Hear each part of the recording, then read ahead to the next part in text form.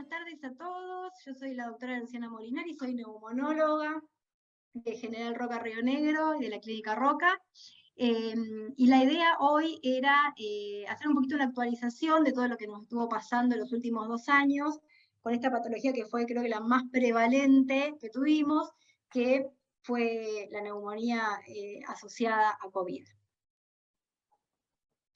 Lo primero que quería que aclarar y que recordemos es que todas las enfermedades son enfermedades sociales, ¿sí? Y que el pronóstico y la mortalidad no va a depender solamente de que el virus nos contagie, sino del momento económico, social y geográfico en el cual nosotros estemos viviendo. Y así pasó con el COVID, y la sobrevida y el pronóstico del COVID dependió mucho de el momento y del sistema de salud al que los pacientes podían acceder. Y este es un mapa de ahora, de marzo de 2022, que lo que muestra es el porcentaje de población vacunada con esquema completo de vacuna anti-COVID en el mundo, y vemos la desigualdad increíble que hay entre continentes y entre países. Y para empezar, no quería dejar de recordar a nuestra querida neumonía bacteriana, ¿sí? La extrañamos, la que conocíamos, y las diferencias que tenemos con la neumonía viral, que es la neumonía por COVID en este caso. Cuando nosotros veíamos los pacientes con neumonía, eran pacientes que venían con síntomas que se habían instalado rápidamente, muy súbitos y agudos, fiebre alta, con imágenes tomográficas muy patognomónicas, y lo que nos pasó cuando empezamos a ver los pacientes con neumonía por COVID es que todo esto cambiaba completamente, que el cuadro clínico era distinto y que sobre todo las imágenes eran distintas. Las imágenes en COVID son como un tema aparte, pero para recordar cuando veíamos una neumonía bacteriana, es muy característico la neumonía del bloc neumónico con broncograma aéreo, que en general está localizado y que puede tener muy frecuentemente derrame pleural. Podemos ver parches de neumonía, pero en general son imágenes que están bien delimitadas. Y lo que aprendimos con el COVID, si bien aprendimos que el COVID puede dar cualquier cosa, las imágenes más patognomónicas son siempre en vidrio esmerilado, bien difusas, sin límites precisos, muy rápidamente, si bien hemos visto, generan consolidaciones densas con broncograma aéreo, y muy raramente tienen derrame pleural. Y otra cosa que tenemos de diferencia entre estas dos etiologías es que sabíamos perfectamente que para la neumonía bacteriana tenemos un tratamiento específico, que es el tratamiento antibiótico, que tiene la respuesta, y bueno, y hemos ido aprendiendo que para esta neumonía viral tampoco tenemos un tratamiento específico, el tratamiento es solamente de soporte, y que la resolución y la evolución con el tratamiento es lenta. Esto también lo fuimos aprendiendo y ha ido cambiando, creo yo, con el advenimiento de las vacunas, pero sabíamos que de todos los pacientes que tenían COVID iba a haber un 40% que iban a tener un cuadro muy leve, prácticamente sin evidencia de síntomas y signos, que un 40% va a tener un cuadro moderado, va a tener síntomas de neumonía, pero no va a tener de saturación y va a poder tener un tratamiento ambulatorio. Y el resto, el 15%, va a tener un cuadro grave con hipoxemia y que va a requerir internación, y un 5% va a tener un cuadro rápidamente evolutivo, que se llama crítico, que son los pacientes que progresan al síndrome de dificultad respiratoria del adulto y que seguramente requieran un soporte vital un poquito más elaborado y tal vez terapia intensiva. Y esto para ver un poco qué pasó en Argentina con la distribución de los casos, y para empezar a hablar un poco de cuáles fueron los factores de riesgo o los factores pronósticos que fuimos aprendiendo de la neumonía COVID y que hoy ya tenemos un poco más claro. Cuando vemos acá los casos confirmados en Argentina, esta barrita está desfasada una para la izquierda, pero cuando vemos la distribución de casos, tiene una distribución bastante gaussiana en la curva etaria de la población.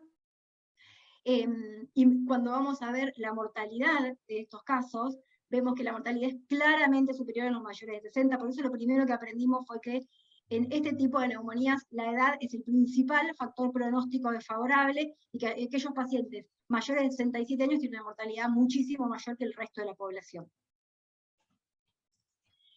Y cuando empezamos a aprender un poco más y empezamos a buscar cuáles eran las comorbilidades que generaban peor pronóstico, esta es una de las primeras series que salió en China, empezamos a ver que comorbilidades tan frecuentes como la hipertensión pulmonar o la diabetes mellitus estaban al tope de la lista de comorbilidades que sufrían aquellos pacientes que desarrollaban una neumonía grave o crítica. Después venían las enfermedades cardiovasculares y por último las enfermedades respiratorias, y en esto de enfermedad respiratoria, que es un gran grupo, después empezamos a ver y a separar más, y estábamos hablando más específicamente de los pacientes que tienen enfermedad pulmonar obstructiva crónica, o sea de POC, y en este grupo en general son los pacientes que tienen más deterioro funcional respiratorio, los que peor les va. Y en cuanto a algunos factores del laboratorio que empezaron a predecir qué pacientes iban a tener una neumonía grave, están algunos reactantes de fase aguda, que era lo que pedíamos habitualmente, y nosotros también lo veíamos, un dímero D elevado, una LDH elevada, la linfopenia, y algo que creo que nosotros no vimos tanto, que fue las alteraciones de las transaminasas.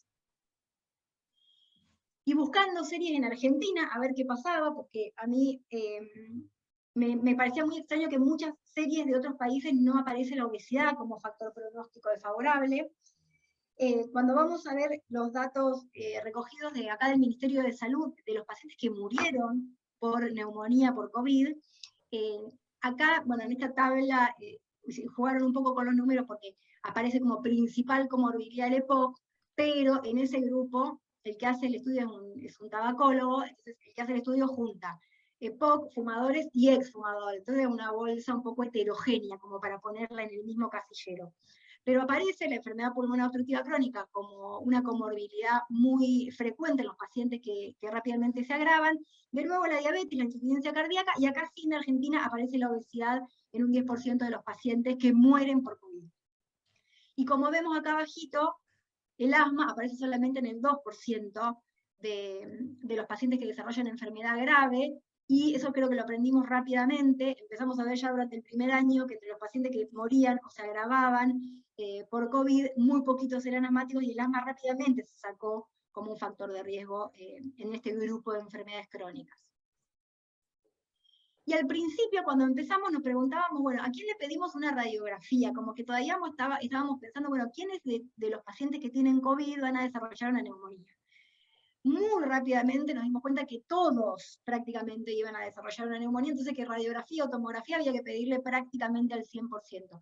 Yo cambiaría ahora esta pregunta y sería, bueno, ¿en quién empezamos a pensar que lo vamos a internar porque va a tener una mala evolución de su neumonía por COVID? Y entonces, en ese momento decíamos que había una sintomatología clínica que nos iba a guiar a aquellos pacientes que estaban peor y que se podían agravar rápidamente, que tenía que ver obviamente con la desaturación, que siempre fue como el principal parámetro clínico que evaluábamos.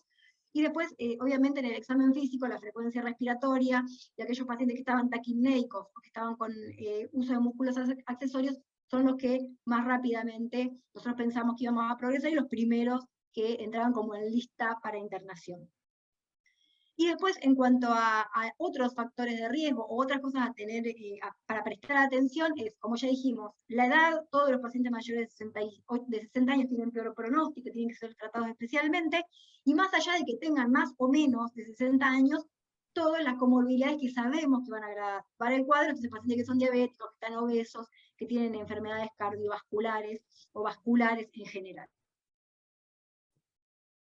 A estos pacientes que tenían más factores de riesgo, que estaban en peor estado y que empezaban a tener signos y síntomas de insuficiencia respiratoria, aprendimos también que el mejor tratamiento que le podíamos ofrecer era el oxígeno, y en esta pandemia el oxígeno fue la principal estrategia o tratamiento que salvó vidas, ¿sí? La neumonía por COVID es una neumonía que da muy frecuentemente hipoxemia, es una hipoxemia muy persistente, y que responde en los estadios leves y moderados a la oxigenoterapia, y la verdad que nosotros utilizamos, y por suerte tuvimos disponibilidad de una gran diversidad de dispositivos de soporte, tanto de oxígeno como de soporte respiratorio, para poder tratar a los pacientes. Esto lo repasamos el año pasado, pero para hablar un poquito de tratamiento y de terapéutica, nosotros estábamos acostumbrados en las neumonías bacterianas, en las neumonías que conocíamos, que la alteración fisiopatológica era la alteración BQ. ¿Sí? Hay un alvéolo que está lleno de algo, de moco, de pus, de infección, entonces no está ventilado, no le llega el oxígeno a ese alvéolo, pero sí está perfundido, lo cual genera una alteración BQ por una alteración en la ventilación. Esa alteración fisiopatológica responde bien al oxígeno, uno puede aumentar la FiO2 aumentando la fracción inspirada de oxígeno, pero sobre todo responde mucho al reclutamiento. Entonces, hubo un grupo de pacientes dentro de los que tenían neumonía COVID que se portaron así. Nosotros decíamos que era el fenotipo H o el fenotipo Hyde, que eran pacientes que tenían una alta elastância, entonces nosotros los reclutábamos con PIP, los reclutábamos con un alto flujo, y enseguida insulflábamos esos alvéolos que estaban ocupados y podíamos tener una mejoría en esa alteración BQ. Por eso fue tan importante en estos pacientes, desde el punto de vista terapéutico, el decúbito, pero nosotros damos vuelta a los pacientes, y los lóbulos inferiores, que son los que tienen más superficie de ventilación, los desaplastamos, ¿sí? Hacemos que el corazón caiga para adelante, y entonces mejoramos la ventilación, y por lo tanto mejoramos la alteración BQ de esos segmentos. Pero empezó a pasar que los pacientes que se agravaban más rápidamente, que tenían cuadros críticos, no respondían a esto, no respondían ni al oxígeno, ni respondían al reclutamiento, y entonces empezamos a ver que había otro tipo de alteración fisiopatológica en esta clase de neumonías, que era el espacio muerto. Al principio de todo, me acuerdo que fueron los italianos los primeros que empezaron a hablar de que había una enfermedad microtrombótica en toda la circulación pulmonar, que hacía que, a pesar de que teníamos alvéolos que estaban ventilados, porque esta fue dentro de todo una neumonía poco productiva en general, esos alvéolos no estaban perfundidos. Entonces tenían directamente un espacio muerto. Ustedes saben que cuando hay un espacio muerto, ese sector no ventila y lo que genera es hipercapnia. Estos fueron los pacientes que decíamos que tenían un fenotipo low, eran poco distensibles. Por más que los reclutábamos, por más que los poníamos en prono, no mejorábamos su oxigenación y sobre todo tenían hipercapnia refractaria. Y ahí es donde empezó a jugar un rol la anticoagulación en los pacientes que tenían neumonía severa y crítica. Cuando hablamos de los dispositivos de soporte de los cuales pudimos acceder, por lo menos en nuestra experiencia durante la pandemia, tenemos la clásica cánula de oxígeno, que tenía que ser usada sí o sí con un barbijo. Digamos, al principio empezábamos a usarlo con unos barbijos muy ajustados en los pacientes para evitar la aerosolización, pero sabemos que por más que subamos el flujo que nosotros le ponemos a la cánula con el manómetro, no vamos a poder pasar de una FiO2 del 40%, y si el paciente persistía desaturando o persistía taquimneico, teníamos que recurrir a un segundo escalón de oxigenoterapia, que era la máscara de Venturi, también con barbijo para evitar la aerosolización, y bueno, y teníamos todos esos colorcitos, de acuerdo al color y al flujo de oxígeno, el Venturi envía una FiO2 estimada, ¿sí? Entonces uno puede ir cambiando el color y subiendo la fracción inspirada de oxígeno. Cuando nos habíamos aprendido de memoria los colores, nos cambiaron los colores. Y es imposible prácticamente ver esos numeritos con las antiparras, la máscara, la cofia, qué sé yo. Entonces teníamos que medio que salir afuera, mirar el numerito y volver a entrar. Cuando el paciente, a pesar de tener el color más alto y una FiO2 que se acerca al 60%, persistía progresando, seguía desaturando, teníamos como última opción de máscara la máscara con reservorio. Esta bolsa se llena de oxígeno, esta máscara tiene por supuesto un whisper por donde sale el CO2, y se estima que puede llegar a un máximo de 15 litros de flujo de oxígeno a una FiO2 aproximada del 80%. Esto era lo máximo que podíamos acceder hasta ese momento con máscara o cánula. Pero después, con el advenimiento de más casos y de peor pronóstico, y empezamos a ver la mortalidad que tenían los pacientes ventilados por la injuria misma que generaba la ventilación mecánica, apareció o resurgió, porque ya existía, pero tomó como más protagonismo, la cánula con alto flujo termohumidificado. Esta es una cánula especial que ocluye el 50% de la narina y que está vinculada a un aparato que lo que hace es regular tanto el flujo de oxígeno como la FiO2, y además termohumidifica el aire. Entonces uno le puede dar al paciente hasta 60 litros por minuto de oxígeno, y al estar termohumidificado es confortable. Esto tiene muchísimos beneficios. Al principio estuvo muy resistida, sobre todo por la Sociedad de Terapia Intensiva, porque ellos, a ver, lo que pensaban era cuanto más flujo, más aerosolización, entonces se había comprobado que podía llegar a desparramar virus a varios metros, pero bueno, después se optimizaron las medidas de seguridad y se vio que era un equipamiento muy seguro y sobre todo muy efectivo. Quería decir algo más del alto flujo. Bueno, el alto flujo genera esto.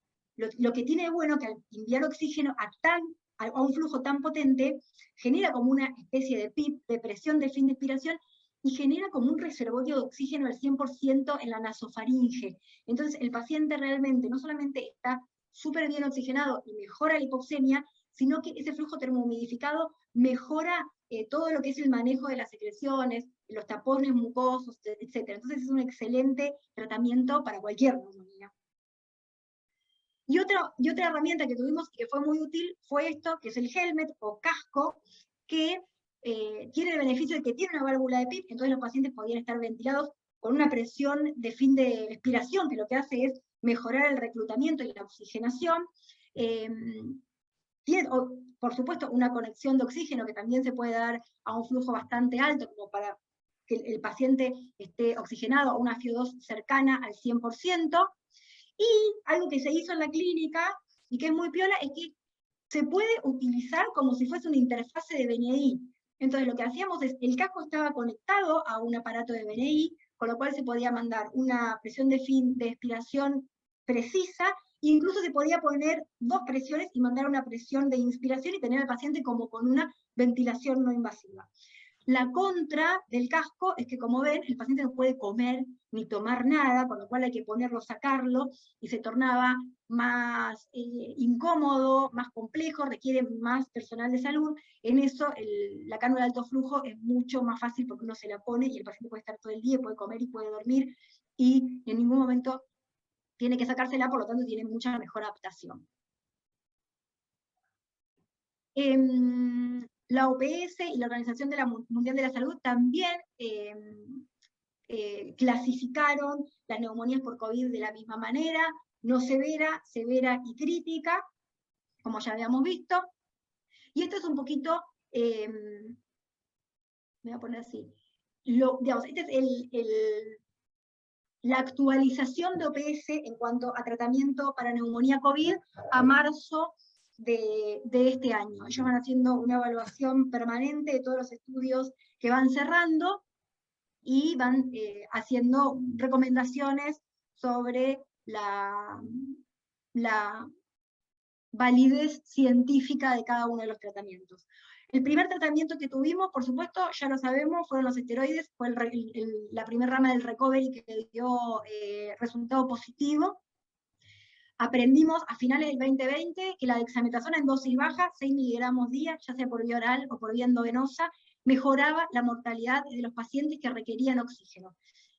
El recovery demostró que cuanto más grave estaba el paciente, mejor la mejoría, o menor, en realidad, menor mortalidad a los 28 días, y esto era mejor aún si los pacientes estaban en ventilación mecánica. Pero cuando vemos más en detalle los resultados del estudio, este es el beneficio de los pacientes que estaban en ventilación mecánica, esto es los que tenían algún soporte de oxígeno, y estos son los pacientes que no tenían insuficiencia respiratoria y no requerían oxígeno. Con lo cual vemos que la dexametasona es solamente útil en los pacientes que tienen insuficiencia respiratoria, y ese combo que dábamos, voy a decir, en algún momento los pacientes ambulatorios me llegaban al consultorio, el combo era amoxiclavulánico, claritro, dexametasona, bueno, y después los pacientes le sumaban ivermectina, hidroxicloroquina, algo a gusto. Bueno, todo eso no tenía ninguna validez metodológica.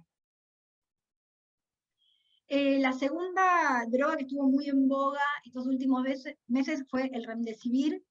Si bien hubo un primer estudio que no mostró efectos clínicamente relevantes, después hubo otros 2 que sí tuvo efectos a favor de disminuir la mortalidad y prevenir la entrada en respiración mecánica, pero todavía el nivel de evidencia es baja. El remdesivir es un antiviral, y la verdad es que en la mayoría de los países está todavía como una medicación no claramente autorizada para el tratamiento de COVID. Siempre estamos hablando de pacientes con insuficiencia respiratoria, de pacientes que están internados, que están con requerimiento de oxígeno. Así que todavía estamos con una evidencia que no es lo suficientemente alta como para que sea una indicación estándar. Por acá abajo, hidroxicloroquina, interferón y lopinavir, ritonavir, que también el año pasado estuvo como muy en boga, ya demostraron que no tienen beneficios para ninguno de los OUT tan fuertes como sobrevida, necesidad de ventilación mecánica, días de internación, etc.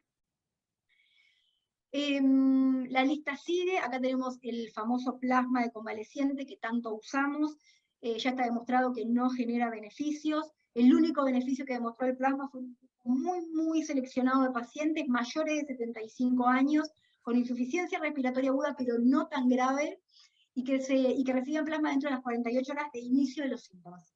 Con lo cual era prácticamente imposible agarrarlos a tiempo para darles el tratamiento, y la verdad que entró en desuso.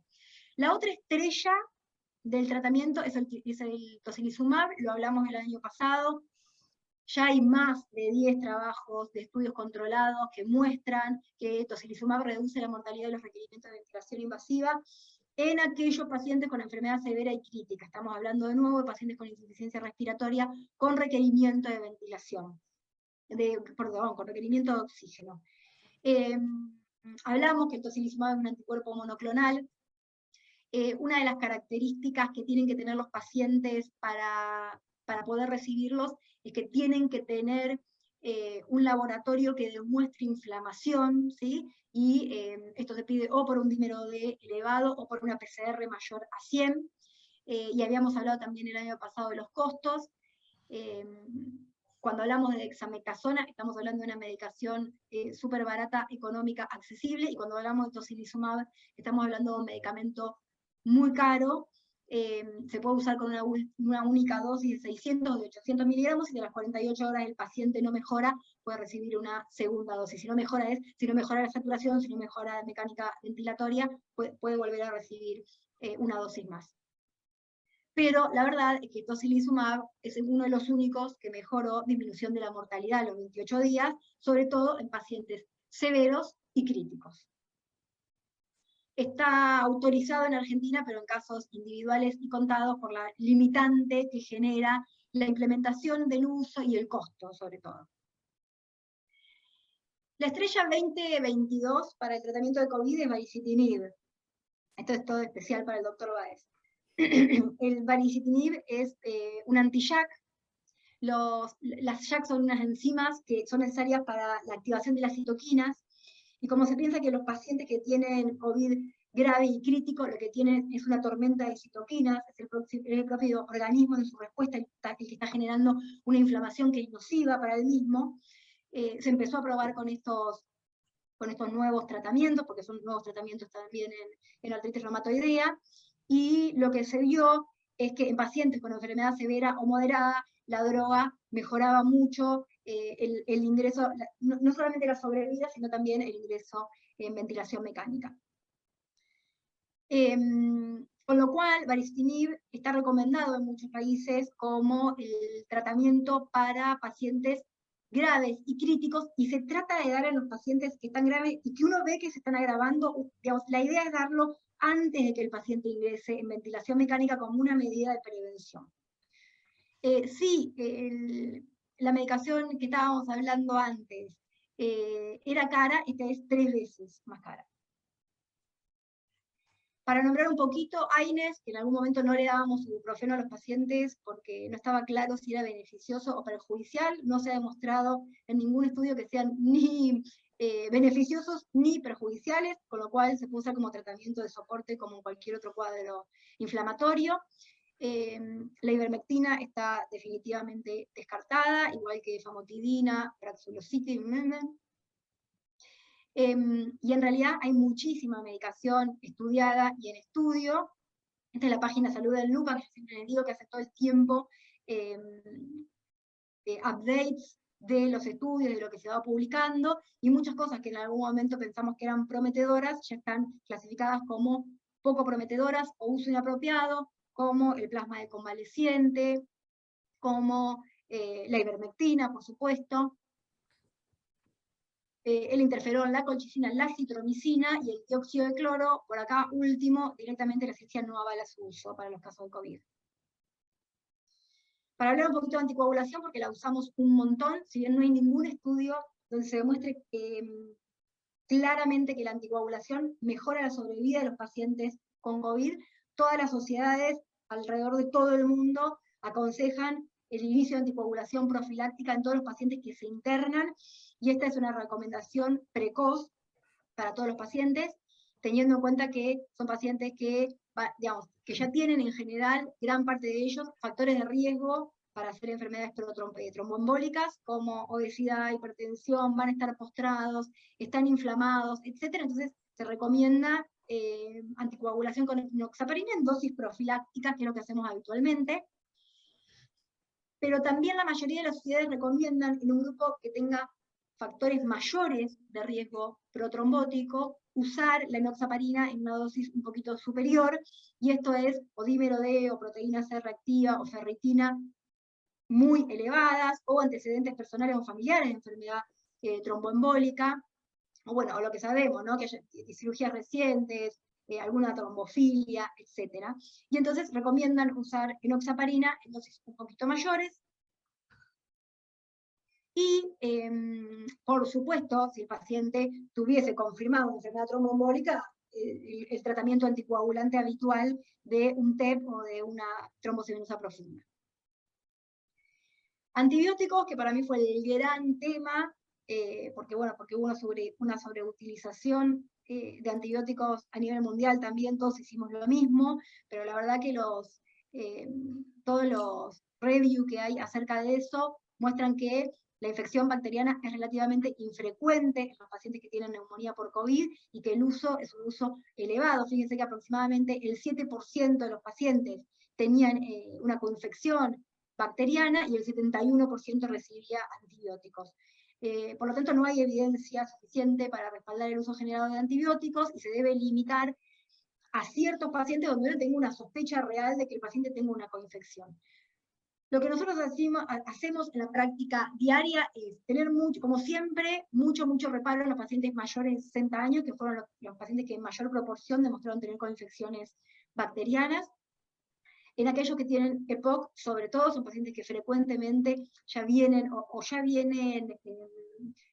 colonizados con alguna bacteria, o tienen más facilidades, bueno, por toda su fisiopatología, para coinfectarse durante una internación. Por supuesto, los inmunosuprimidos, los pacientes con insuficiencia renal aguda, y después, nada, pacientes que veíamos que tenían alguna característica de neumonía bacteriana, o que tenían consolidaciones como broncograma aéreo que no cerraban del todo con COVID, o que tenían leucocitosis en ascenso, o que tenían cambios de la curva térmica, pacientes que no tenían fiebre y de repente empezaban a tener o fiebre o todo con expectoración purulenta. Eran esos los que recibían más específicamente tratamiento antibiótico. Broncodilatadores, acá les dejo un videíto abajo de cómo usar los espaciadores. Desde que sobrevino la pandemia dejamos de usar la nebulización para evitar la aerosolización, y la recomendación es la aerocámara individual para cualquier tipo de medicación aerosolizada. Entonces, repasando rápidamente, no hay nada científicamente comprobado para realizar profilaxis de COVID, para que el paciente no llegue a contagiarse o infectarse. En pacientes leves ambulatorios no hay nada que haya demostrado beneficio con alta certeza. Sí, tratamiento de sostén, lo que hacemos con cualquier paciente que tiene una infección viral. Ahí se necesita broncodilatadores, antitusivos, hidratación, etc. En pacientes moderados sin insuficiencia respiratoria tampoco hay nada que no sea el tratamiento de soporte habitual. En aquellos pacientes severos y críticos tenemos la dexametasona y tenemos el tocilizumab para casos contados, cuando esté disponible y se pueda costear. Para aquellos pacientes a los que todo falló y que finalmente ingresan en ARM, la verdad que tampoco, si bien obviamente no soy experta en esto, pero tampoco hay un protocolo de ventilación que haya estado, digamos, que haya surgido de esta pandemia. Los pacientes cada paciente es un paciente individual a ventilar. La recomendación siempre es una ventilación protectora, tratar de reclutar con PIP según compliance, según cada paciente lo tolere. Obviamente, ustedes lo saben, por lo menos los que trabajaron en piso, todos los parámetros que teníamos se han ido corriendo. Digo esto porque voy a decir hipercapnia permisiva, y la hipercapnia permisiva del 2019 no es la hipercapnia permisiva del 2020, porque nos hicimos mucho más permisivos. Entonces, esto fue una cosa bastante artesanal y de paciente a paciente. Sí, obviamente haciendo decúbito prono intermitente con los pacientes todas las veces que se pudiera. Para terminar y para resumir, este cuadrito es de la Sociedad Española de Medicina. Me pareció que resumía súper bien todo.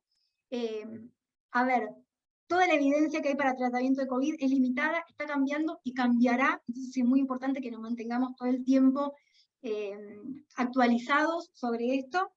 Que todo paciente que es internado y que va a recibir un tratamiento específico para COVID debe tener una confirmación bacteriológica, ya sea por PCR o por test rápido, pero debe estar confirmado el COVID.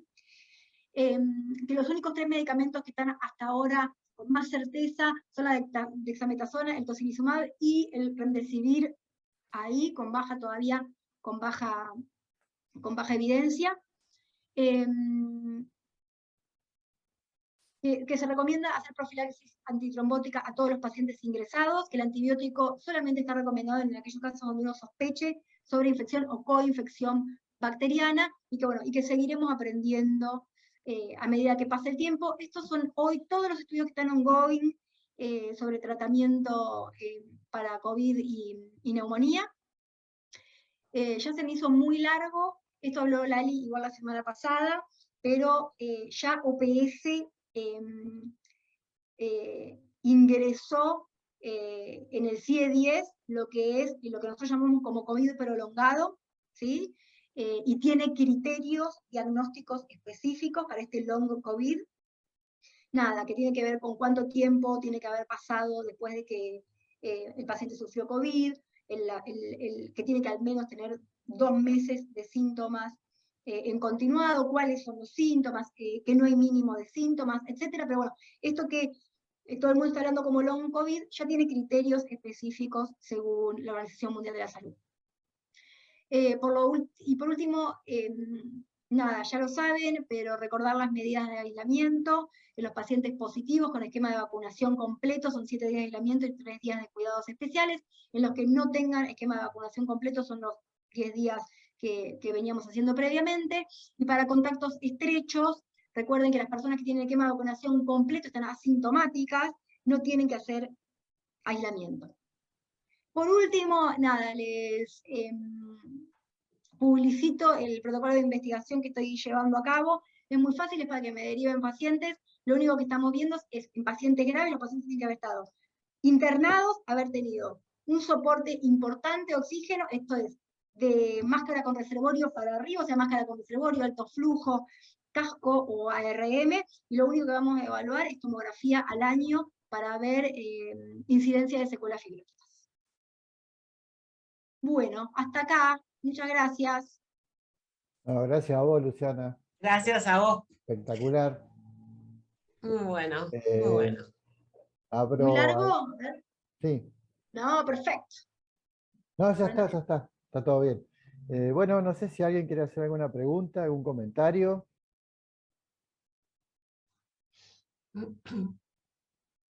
Luciana, esto de poner en decúbito prono a los pacientes, ¿vale también para todos los pacientes que por ahí tengan distrés de otras etiologías que no sea el COVID? Mirá, el decúbito prono tenía indicaciones muy específicas pre-COVID, muy específicas, que eran pacientes que tuvieran esta hipercapnia permisiva, donde ya se pasaba a hipermisiva porque los pacientes se ponían acidóticos, porque uno le empieza a subir el CO2, todo lindo, pero en el momento tenía 7,25 de pH, y eso obviamente altera toda la economía. Entonces, cuando uno tenía un paciente que estaba súper hipercámnico, se ponía acidótico, ya no sabía cómo ventilarlo, decía, bueno, pronalo. Y era como, pronalo era como... Y sí, porque ya estaba, o sea, y sin ningún, y sin ningún protocolo de cuánto lo pronó, cuándo lo doy vuelta de nuevo. Entonces, se usaba. Lo que vimos con el COVID, que acá sí daba resultado.